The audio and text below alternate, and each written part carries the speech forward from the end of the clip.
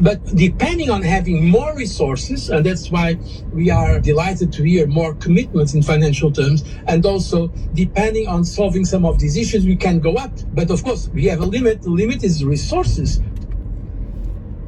Let me vent. And this is not just venting. I'm sending a message to the world out there. World, I hope you lend me your ears. I hope somebody is listening. In the late 80s, 90s, and going on into the early 2000s, HIV and AIDS killed millions of people in sub-Saharan Africa. COVID-19 has hit sub-Saharan Africa right now, this moment, with a ferociousness that scares me.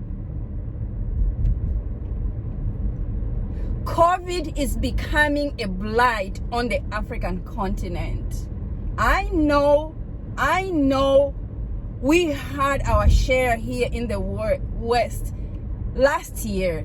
2021 is a scary year for Africa. Let me tell you, and I am speaking from experience. I live in Florida.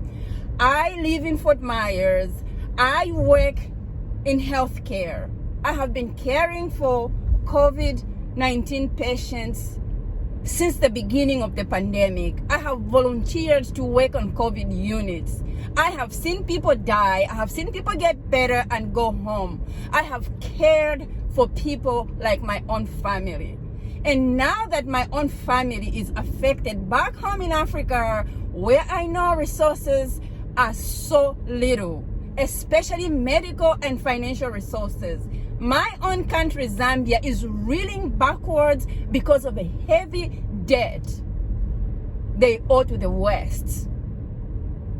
Put this into perspective. COVID vaccines, COVID tests cost money.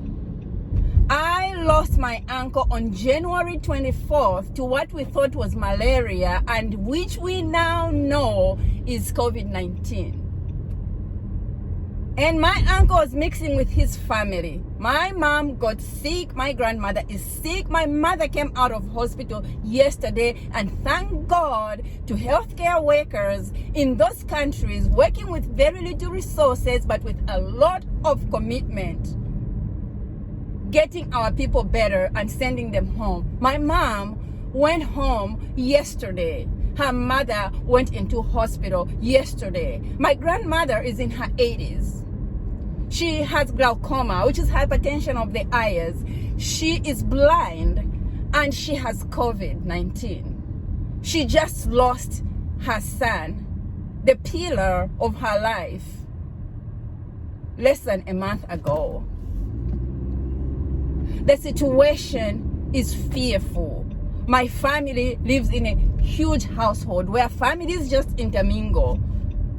And I cannot even begin to tell you that my fear of losing my entire family is real. And I don't have to lose my entire family. If this whole world rises up this moment, we are not going to let COVID-19 be like the genocide was in Rwanda, when the whole world sat on the bylines and watched people in Rwanda die at the hands of other people.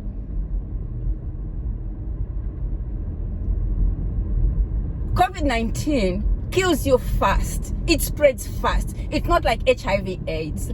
We lived with HIV/AIDS. It was not being spread by contact or through the air.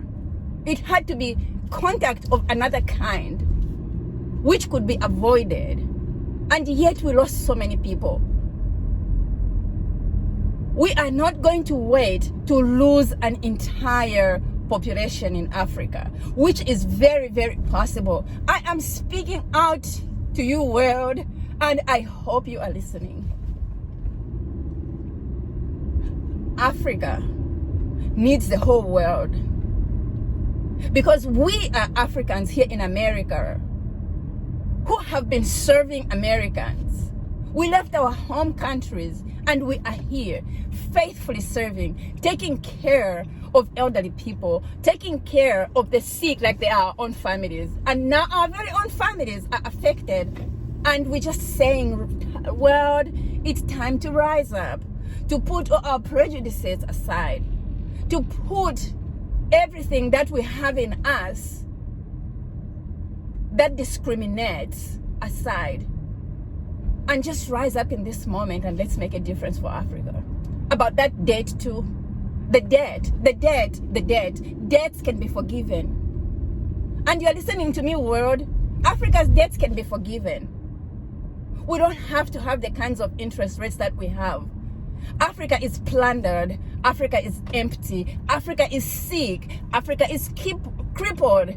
Africa is staggering.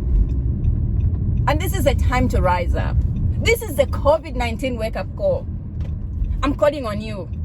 I'm calling on you. Reach into your pockets. Reach into your chests. Reach into your hearts.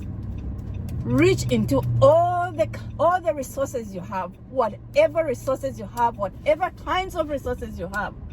Reach into them and reach out to a continent in distress. This is my plea to the world, to you all.